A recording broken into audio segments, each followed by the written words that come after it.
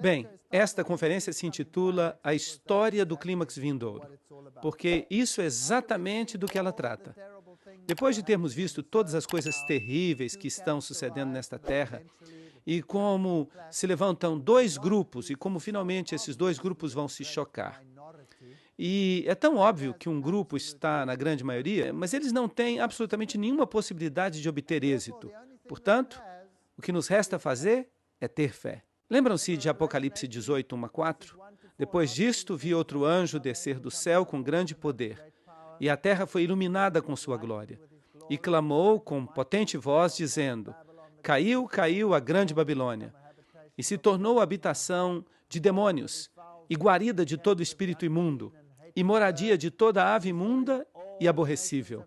Porque todas as nações beberam do vinho do furor da sua fornicação, e os reis da terra fornicaram com ela, e os mercadores da terra se enriqueceram da potência de seus deleites. E ouvi outra voz do céu que dizia: Saí dela, povo meu, para que não sejais participantes de seus pecados, nem recebais uma porção de suas pragas. Assim que, bem pouco antes do fim dos eventos deste planeta, há uma chamada para que saiam de todo o sistema babilônico, do qual nós falamos nestas conferências. E então virá o fim. Isaías 24, 5 diz: E a terra se contaminou com seus moradores, porque transgrediram as leis, falsificaram o direito, quebrantaram o pacto eterno. É isso que eles fizeram. E nós já vimos como eles o fizeram. Vimos como a lei foi alterada, como o catolicismo diz que vale mais do que a Bíblia. E por isso falam: não importa, vamos mudar a lei. E vimos que virá o choque entre os que guardam os mandamentos e os que não os guardam. Estes foram os capítulos que nós estávamos vendo até agora, nestas conferências. Mas vamos tratar dos últimos capítulos do Apocalipse. Mas esses capítulos se apoiam em muitos outros textos da Bíblia, a fim de que mostremos um panorama completo. O que é injusto, continue injusto. E o que é imundo, continue imundo. E o que é justo, pratique a justiça ainda. E o que é santo, santifique-se ainda. Eis que logo venho, e trago o meu galardão comigo para recompensar a cada um segundo sua obra. Portanto, Deus está julgando a humanidade. E mais cedo ou mais tarde, sairá um decreto que dirá: consumado está. Chegou até aqui e não passará disso. Os que tomaram uma decisão pela justiça estão cobertos. Os que tomaram uma decisão em favor da injustiça, eles terão tomado uma decisão eterna. O tempo da graça vai chegar ao fim. Então vamos dar uma olhada na tipologia do Egito, pois ela nos fala sobre o que vai acontecer no tempo do fim. Disse também Faraó: Eis que agora o povo da terra se tornou numeroso, e vós o fazeis cessar das suas tarefas. Êxodo 5:5. Este é um versículo interessante. Faraó está repreendendo a Moisés porque permitiu que o povo descansasse de suas cargas. E a palavra descanso aqui é a palavra Shabbat. Assim que, em outras palavras, o faraó está dizendo: você está dando para o povo um Shabat para suas cargas. O que significa dizer, observar o sábado. Você está fazendo com que essa gente guarde o sábado. E Faraó disse: não guardarão o sábado, trabalharão. E duplicou os seus labores. E disse: não vamos lhes dar mais palhas, eles mesmos vão buscá-las. Nada de sábado.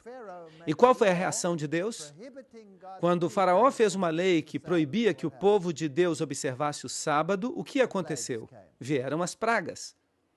Vi no céu outro sinal, grande e admirável. 7 anjos que tinham as 7 últimas pragas, porque com elas se consumava a ira de Deus. Apocalipse 15:1.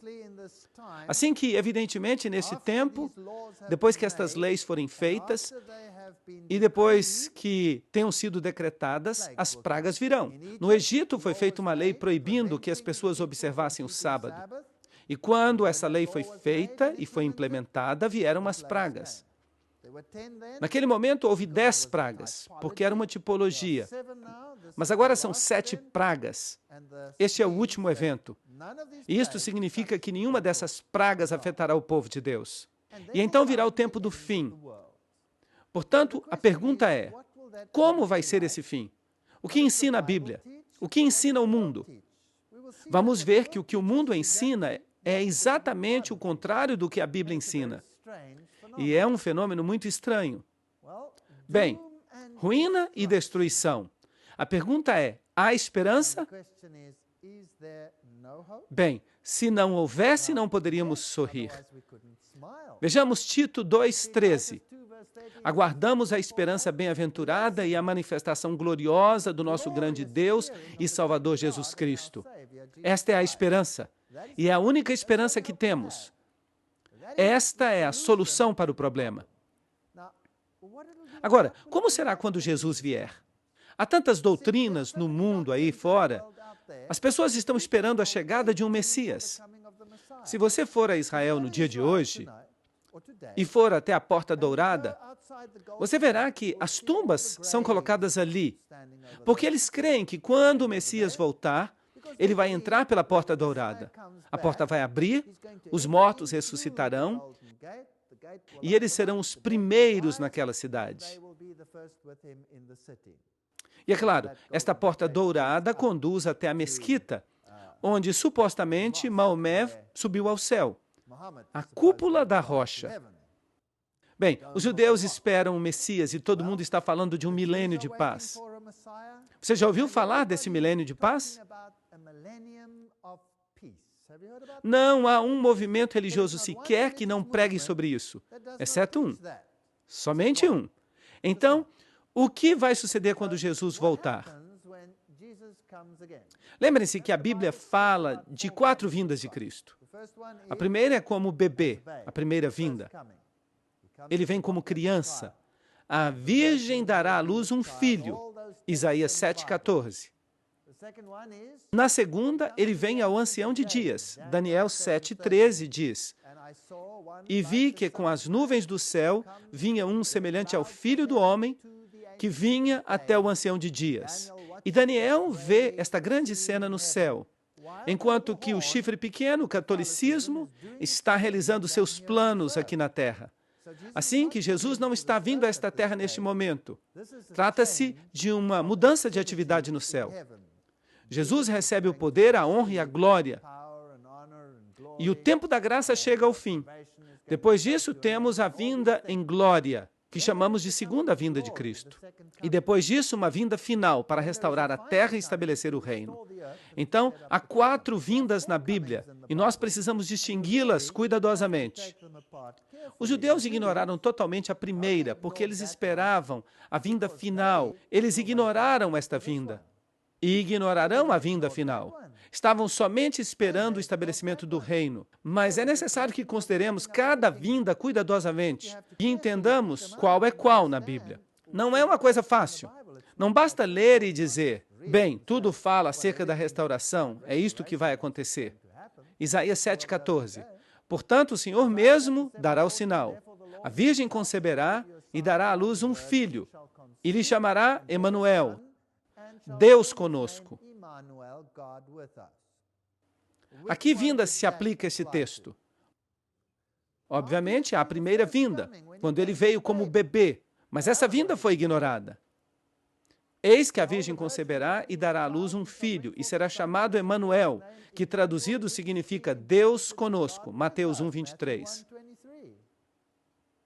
Assim que na primeira vinda, Jesus pagou o preço do pecado.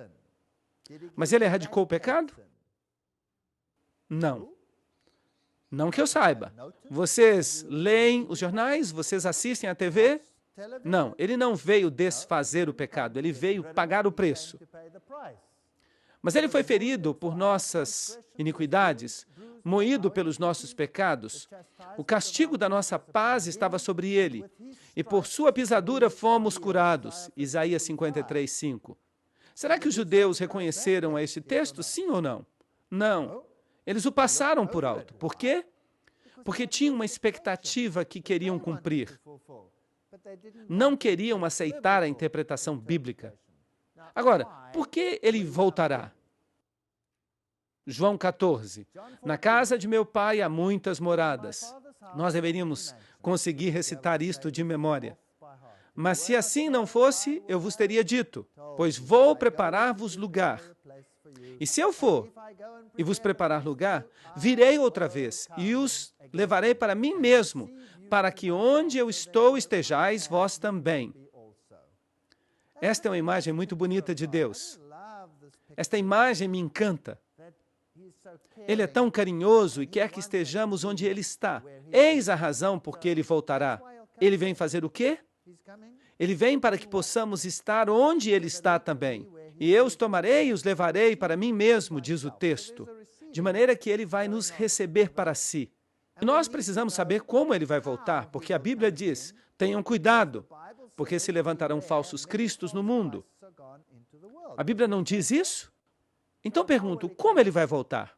Bem, esses são os critérios bíblicos. A segunda vinda será universalmente visível. Universalmente visível.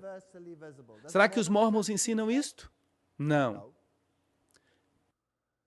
Eis que vem com as nuvens e todo olho verá. Apocalipse 1:7. Isso significa que não haverá ninguém que não se dê conta de que ele veio. Bem, como esse texto se encaixa no arrebatamento secreto? Há um problema aqui, não é verdade? Não se pode ter um arrebatamento secreto quando todo o olho verá. Não há nada secreto, todo o olho verá. Porque como o relâmpago que sai do Oriente e se mostra até o Ocidente, assim será também a vinda do Filho do Homem. Mateus 24:27. Há algo secreto mencionado neste verso? Não creio. Parece bastante visível. Ele será universalmente visível quando voltar. Agora, a Bíblia fala que ele voltará com as nuvens. O que significa isto? Será que significa que ele vai voltar num dia de chuva? Aquele que faz das nuvens a sua carroça, aquele que anda sobre as asas do vento. Salmo 104:3. Se considerarmos o paralelismo hebraico neste versículo, as nuvens servem, então, de sua carroça.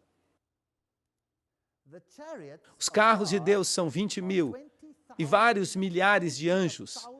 O Senhor entre eles, como no Sinai, assim também no santuário. Salmo 68:17. Então, o que ensina o paralelismo hebraico?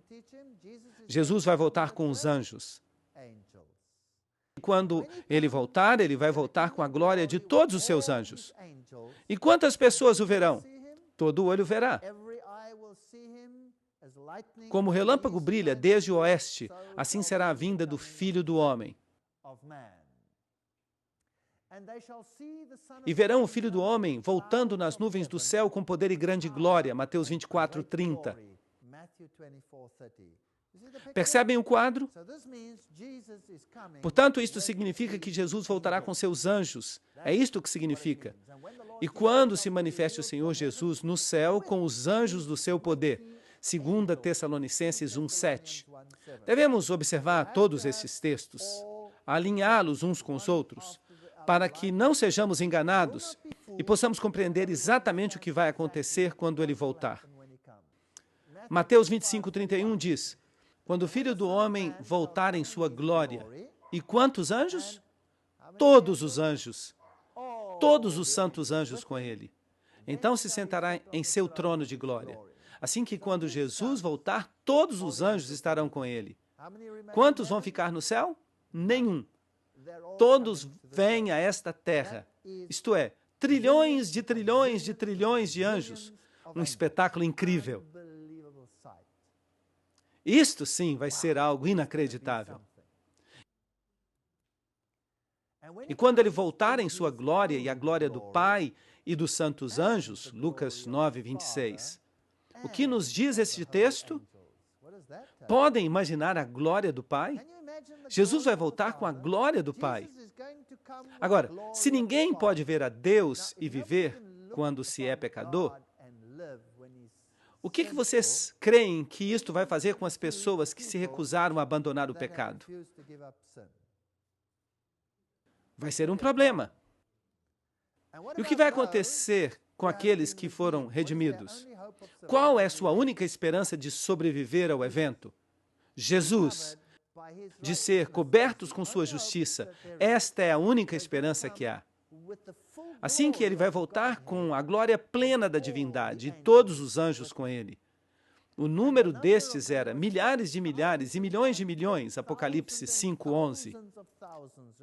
Vai ser um evento espetacular quando Jesus voltar. E Atos 1:11 diz: Varões galileus, por que olhais para o céu?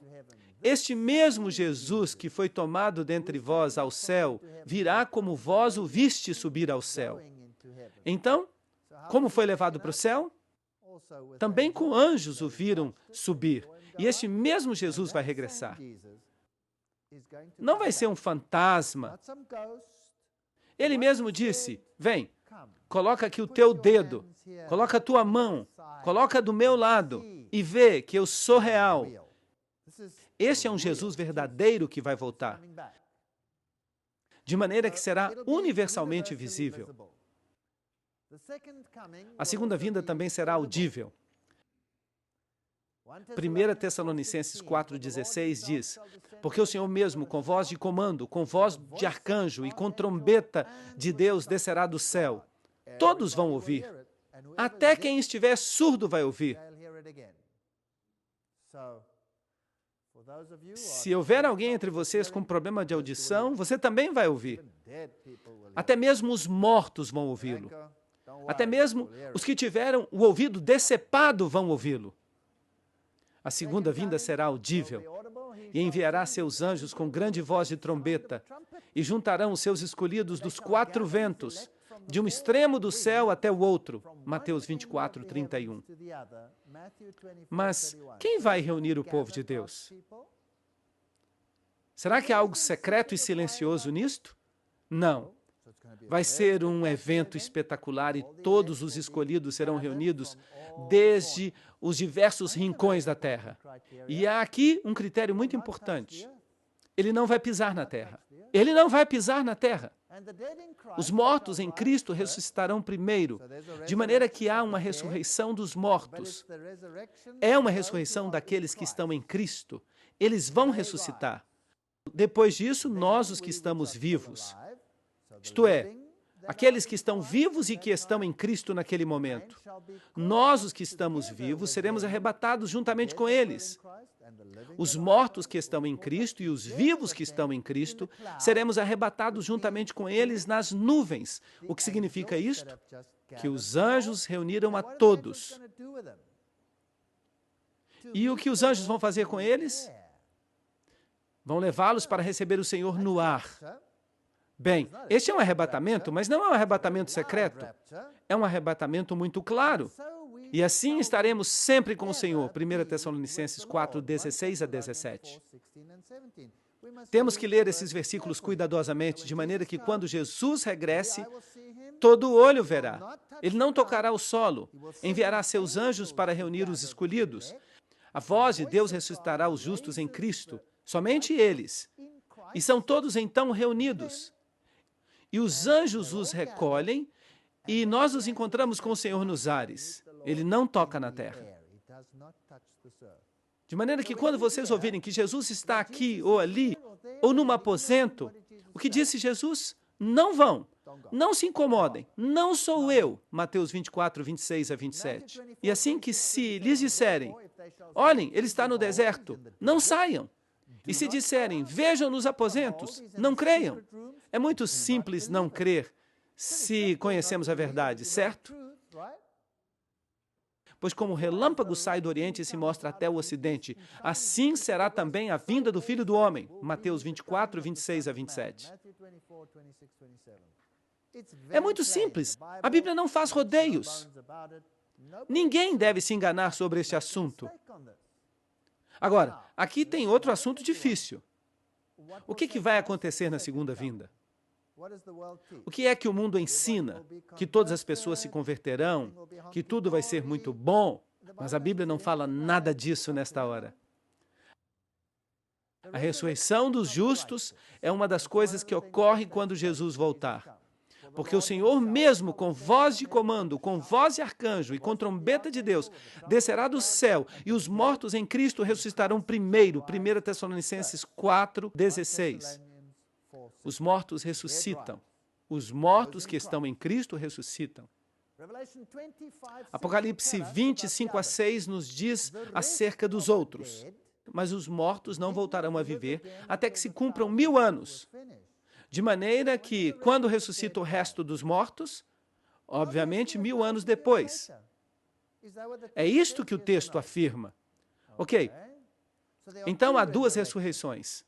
A primeira ressurreição é a ressurreição dos justos, e a outra será a ressurreição dos ímpios. Mas quanto tempo passa entre as duas? 1000 anos. Será que é isto que o mundo ensina? Não. Bem-aventurado e santo que tem parte na primeira ressurreição. Isto faz sentido. Se é para a gente morrer, em que ressurreição você gostaria de estar? Obviamente na primeira. A segunda pode ser um pouco problemática. De maneira que queremos estar na primeira ressurreição. Apocalipse 25:6.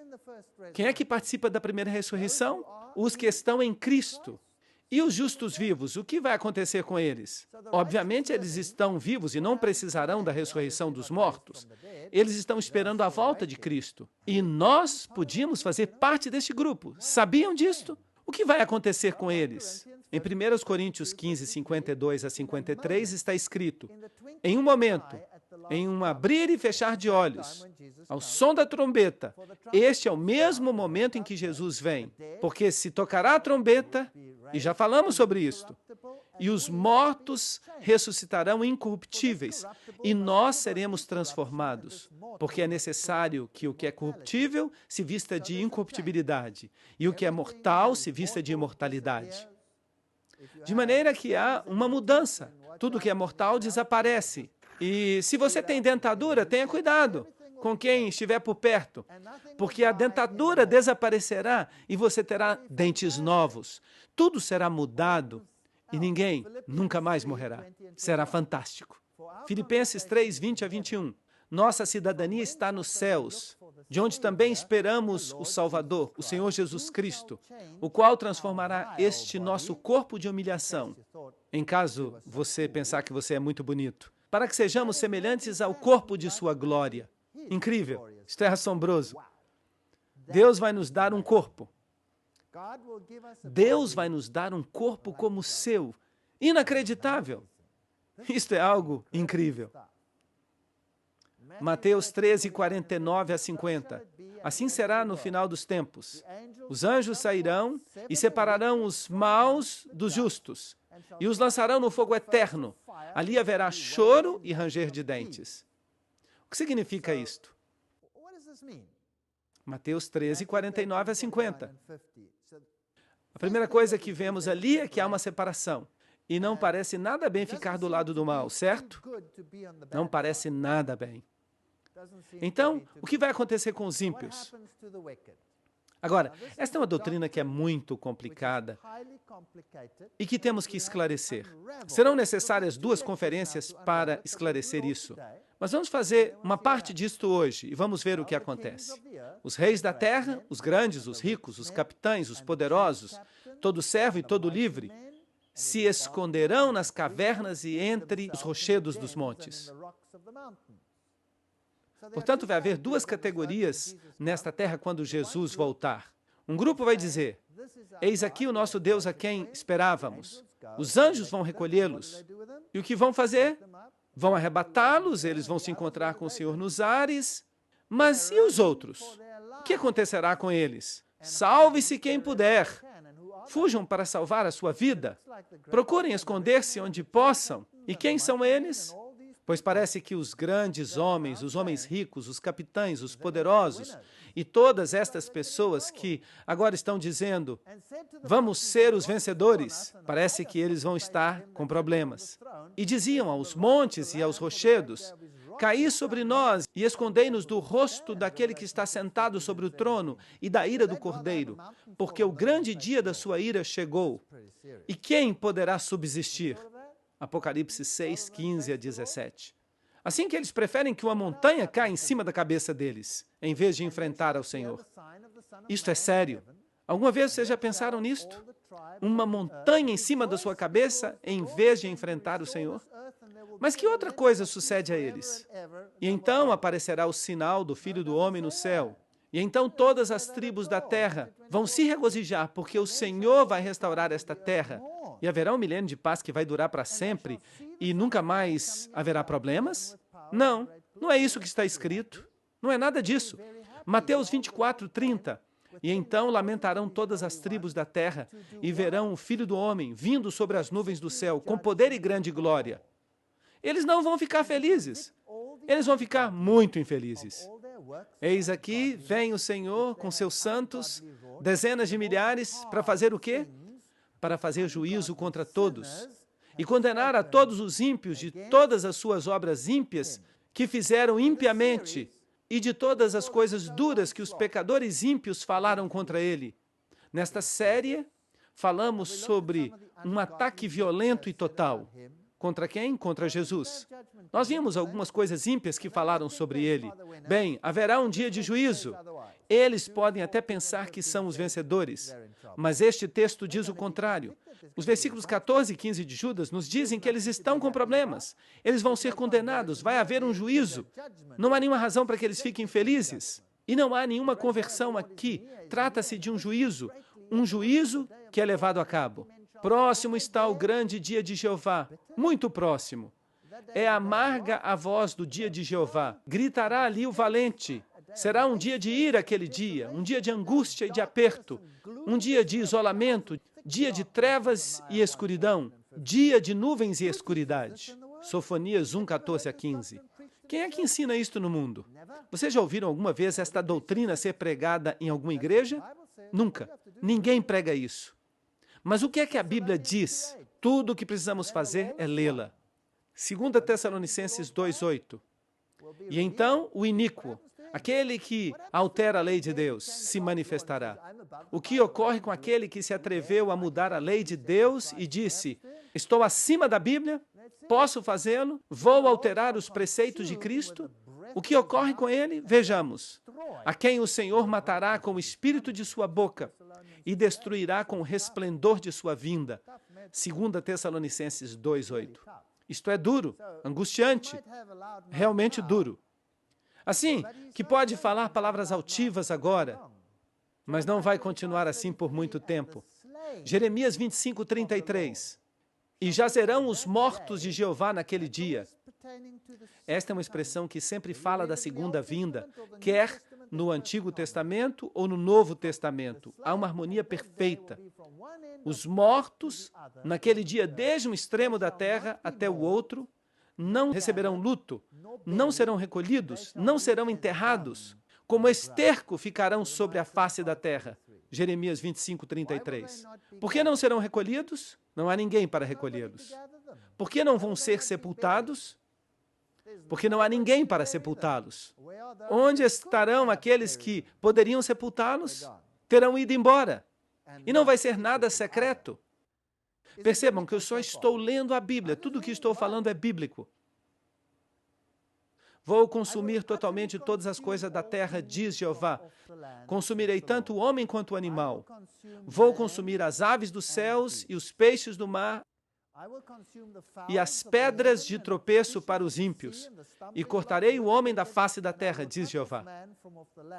Será que os animais pecaram? Por que é que o Senhor vai destruir todos os animais também? Por causa do pecado que estão sofrendo. Os animais se degradaram, se tornaram enfermos. Se vocês já estudaram a paleontologia, vocês sabem que os animais eram enormes no passado. Tudo era muito mais grande do que é hoje. E eu aposto que nenhum cachorro padecia as enfermidades que agora padecem. Não creio que os animais sofressem naquela época como sofrem agora. Em sua misericórdia, Deus vai pôr um fim em toda a criação. Então, quem é que vai ficar vivo nesta terra quando Jesus voltar? Ninguém. Exceto uma pessoa. Mas daqui a pouco eu falo sobre isto. Assim que tudo vai ser destruído. Será que isso se parece com o que o mundo anda pregando hoje em dia? Não, não parece. Mas o Salmo 110 diz: o Senhor está à tua destra, quebrantará os reis no dia da sua ira, julgará as nações e as encherá de cadáveres, quebrantará os líderes da terra. Salmo 110, 5 e 6. Então, o que vai acontecer com essa gente que ficou falando de maneira tão altiva contra ele? Eles vão morrer. Vão morrer. Jeremias 4, 23 a 28. Olhei a terra e eis que estava assolada e vazia, e os céus, e não havia luz neles. Olhei para os montes, e eis que se abalavam, e todas as colinas foram destruídas. Olhei e não havia homem, e todas as aves do céu se foram. Há harmonia entre os profetas ou não? Claro que há. Olhei e eis que o campo fértil se tornou em deserto. E quantas cidades?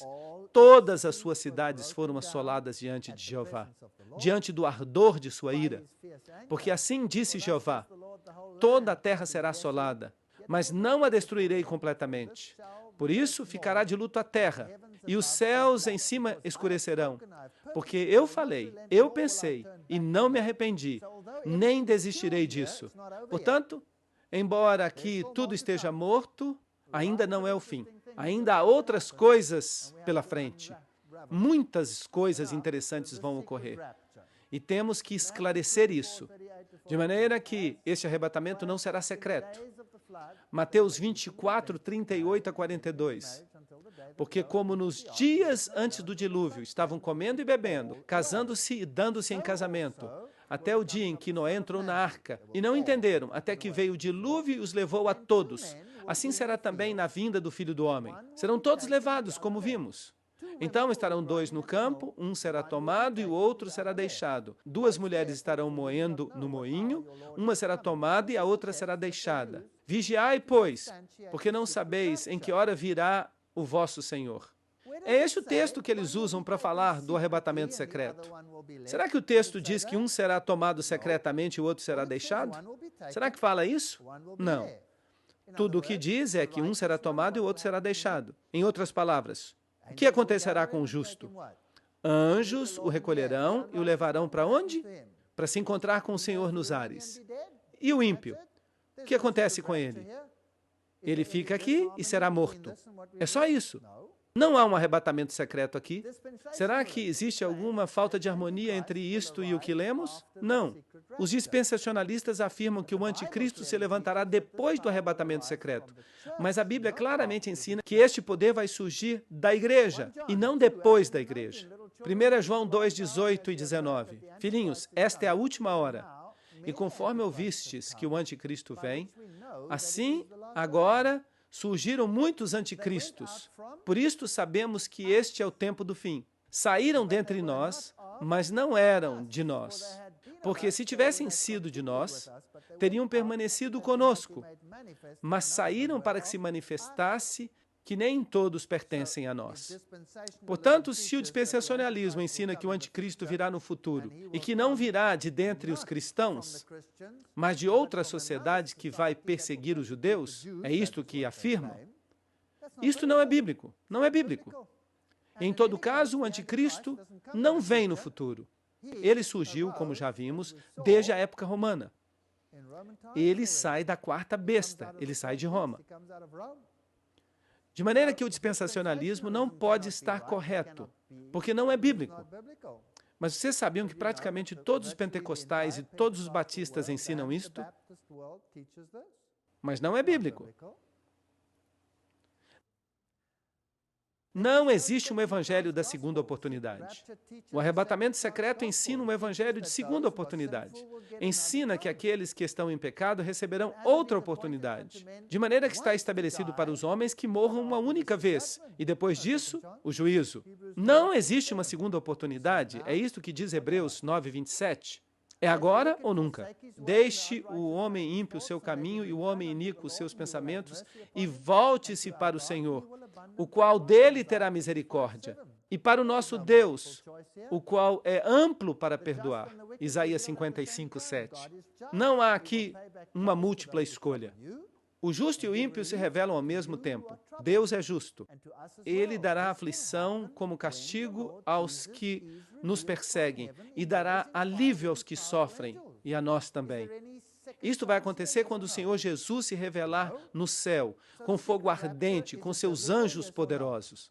Será que há aqui uma segunda oportunidade? Sim ou não? Será que haverá um arrebatamento secreto? Será que ele é bíblico? Sim ou não? Decidam com base no texto bíblico. Ele está aí, é simples. A Bíblia não pode mentir. Deixai crescer juntamente um com o outro até a colheita. E no tempo da ceifa eu direi aos ceifeiros: recolhei primeiro o joio e atai-o em feixes para ser queimado. Depois recolhei o trigo para levá-lo ao meu armazém. Mateus 13:30. Será que isso é um arrebatamento secreto com uma segunda oportunidade? Não. Tudo acontece quando o Senhor volta. Assim que praticamente quase todo mundo protestante está ensinando uma doutrina jesuíta, a ideia de Alcácer e Rivera, com o futurismo, o preterismo. As duas doutrinas começadas pelos jesuítas, as duas são ensinadas no mundo protestante. Elas não são bíblicas, são uma mentira flagrante para enganar as pessoas de modo que não obedeçam aos preceitos de Deus. O arrebatamento não é secreto. O povo de Deus, aqueles que lavaram as suas roupas no sangue do Cordeiro, têm que passar pela tribulação. Eles não serão arrebatados antes dela. E eu pergunto, será que os israelitas foram arrebatados quando as pragas caíram sobre eles? Não. Eles estavam ali e viram uma diferença entre eles e os outros. E logo eles foram levados. E o que sucedeu a Faraó e a seu exército? Foram destruídos. Esta é uma tipologia. É uma pequena representação de uma realidade maior no final dos tempos. Então um dos anciãos falou, dizendo: estes que estão vestidos com vestiduras brancas, quem são? De onde vieram? E eu disse: Senhor, tu sabes. E ele me disse: estes são os que saíram da grande tribulação e que lavaram suas roupas e as embranqueceram no sangue do Cordeiro. Apocalipse 7, 13 a 14. Eles têm que passar pela tribulação. Não estão a salvo da tribulação. O arrebatamento secreto ou a teoria do arrebatamento ensinam que os cristãos serão liberados da tribulação, que eles serão arrebatados. Mas isto não é bíblico, como podem ver. Este é o Senhor a quem esperamos. Nós desfrutaremos e nos alegraremos em sua salvação. Isaías 25, 9. Dois grupos. Um gemendo e o outro se regozijando. De maneira que não há arrebatamento secreto. Há uma vinda gloriosa do Senhor. E há uma destruição dos ímpios vivos. Mas e os vivos que estiverem mortos? Permanecerão mortos. Que, de fato, não é uma maneira estranha de dizer isso, certo? Os mortos que morreram em pecado permanecerão mortos. Por quanto tempo? 1000 anos. E quais são os sinais da sua vinda? Guerra e angústia entre as nações, terremotos. Será como nos dias de Noé, o evangelho será pregado em todo o mundo, haverá tribulação, falsos cristos se levantarão e haverá sinais no sol, na lua e nas estrelas.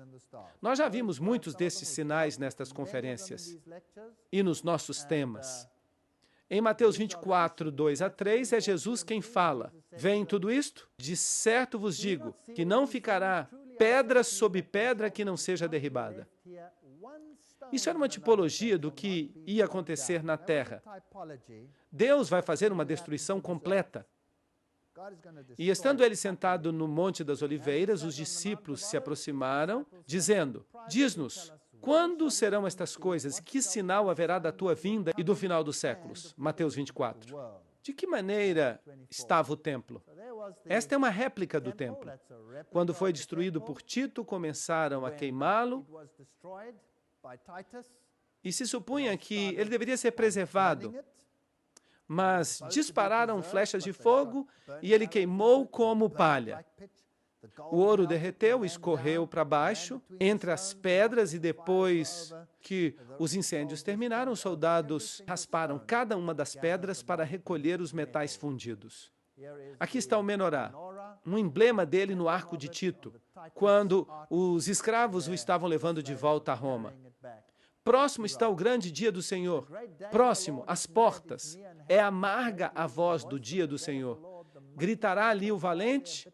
Dia de ira será aquele dia. Dia de angústia e de aperto. Dia de alvoroço e isolamento. Dia de trevas e obscuridade. Dia de nuvens e escuridão. Não vai ser um dia agradável. Então haverá sinais no sol, na lua e nas estrelas, e na terra angústia das gentes, confusas por causa do bramido do mar e das ondas. E os homens desmaiarão de terror. Não será um momento alegre. Lucas 21, 25 a 26. Mateus 24, 7. E se levantará nação contra nação e reino contra reino. Este é um texto interessante. E haverá pestes e fomes e terremotos em vários lugares. Nação contra nação, reino contra reino. A palavra nação no original é a palavra etnos. Conseguem ver? Grupo étnico contra grupo étnico. E depois reino contra reino. Isso fala de nações com fronteiras definidas. Sim, haverá guerras entre as nações, mas dentro das nações haverá etnos contra etnos, ou seja, etnias contra etnias. Aqui, os Tutsis e os Hutus, e terríveis conflagrações, e o ódio que vai sendo construído entre as raças e entre as culturas e todas essas coisas. Tudo isso vai ocorrer nos últimos dias. Em Cristo temos que nos elevar acima destas coisas. Não há negro, não há branco, não há amarelo, não há nação, não há nada. Somos todos irmãos e irmãs em Cristo. Mas só em Cristo isto pode funcionar. Não pode funcionar entre os seguidores de Lúcifer. E, inclusive, Edgar Hoover, que disse, leia, ore e chore, enquanto você considera a terrível situação espiritual da América. Vosso ouro e vossa prata estão mofados, e o seu mofo testemunhará contra vós, e devorará completamente a vossa carne como fogo. Haveis acumulado tesouros para os dias vindouros. Assim que haverá calamidades econômicas. Eis aqui clama o salário dos obreiros que ceifaram vossas terras, que por causa de dolo não foi pago por vós. E os clamores dos ceifeiros chegaram até os ouvidos do Senhor dos Exércitos. Calamidades econômicas, problemas com o trabalho, empregos numa era de insegurança, falsos cristos, falsos profetas, grandes sinais, maravilhas. Nós já fizemos conferências completas sobre tudo isso. As aparições do Maitreya, as visões marianas, tudo isso. Todas as grandes religiões propõem a ideia de uma revelação futura que será feita por um mestre futuro. Alô? A Bíblia não propõe esta ideia. Somente estas grandes religiões, mas elas todas estão ensinando algo contrário à Bíblia. Os cristãos esperam pelo regresso de Cristo. Os budistas buscam a chegada de outro Buda, o Senhor Maitreya. Enquanto que os muçulmanos esperam o Imam Mahdi, os hindus uma reencarnação de Krishna e os judeus o Messias.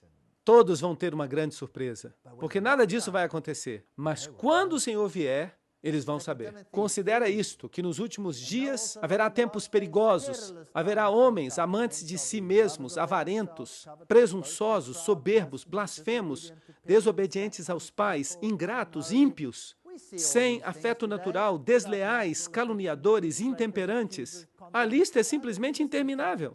Cruéis, enfatuados, amantes dos prazeres, terão aparência de piedade, mas negarão a sua eficácia. Em vez de paz universal, haverá armas universais. E muitos se ofenderão e vão trair uns aos outros. E haverá ódio entre eles. Mateus 24, 10. Isto é o pior de tudo. Sabem que este evangelho vai causar divisão? Conseguem perceber isso? Será tão divisivo que algumas pessoas vão se defender e vão ser traídas e acabarão na prisão. A polícia vai ficar fora de controle. Você acha que você vai estar seguro quando estiver na prisão? Eu não creio. Se Deus não estiver com você, você não será salvo. Você se lembra daquele massacre no Japão, quando mataram várias pessoas com gás? A terra vai ficar amarrotada como uma vestidura. Haverá calamidades econômicas, haverá calamidades ecológicas, dilúvios, furacões, tormentas, grandes catástrofes. E será que no meio desta tormenta você vai encontrar o amor de Jesus? Como gemem os animais? O gado está perplexo, porque não tem pasto. Sim, os rebanhos de ovelhas estão desolados. Ó Senhor, a ti clamarei, porque o fogo devorou os pastos do deserto. Grandes incêndios. Na terra não haverá leite ou mel. Isto aqui aconteceu na Austrália, no último episódio do El Niño. Aqui estão os incêndios da Califórnia e os problemas com a AIDS. Que ninguém se engane a si mesmo. Estamos sendo arrastados para uma catástrofe, disse Walter Lippmann. Alguns sinais adicionais: aumento do conhecimento, aumento da atividade demoníaca, desvio da fé, calamidades econômicas, aumento dos falsos ensinos, aumento no tráfego e na velocidade, desobediência, anarquia. Mas tu, Daniel, sela as palavras e fecha o livro até o tempo do fim. E em breve, o saber se multiplicará. A palavra de Deus ficará clara. Também haverá conhecimento literal, que incrementará. E isso vai contribuir para a difusão do Evangelho. E haverá muitos espíritos imundos, e rãs, e todos estes animais, e falsos profetas, e todas estas coisas estranhas quando o Senhor voltar. São espíritos de demônios que operam milagres. E eu gosto da passagem de Naum 2:4. Os carros se precipitarão às ruas, e o seu aspecto será como tochas acesas. Correrão como relâmpago. Será que Naum estava falando dos carros antigos? Não creio. Me parece que ele viu um carro como este, tráfego rápido. Tende paciência até a vinda do Senhor. Tende também paciência. Confirmai o vosso coração, porque a vinda do Senhor está próxima. São Tiago 5:7-8. Quando estas coisas começarem a suceder, levantai-vos e erguei a vossa cabeça, porque a vossa redenção se aproxima. Lucas 21:28. O Senhor virá em breve, e nós veremos isto em mais detalhe na próxima parte.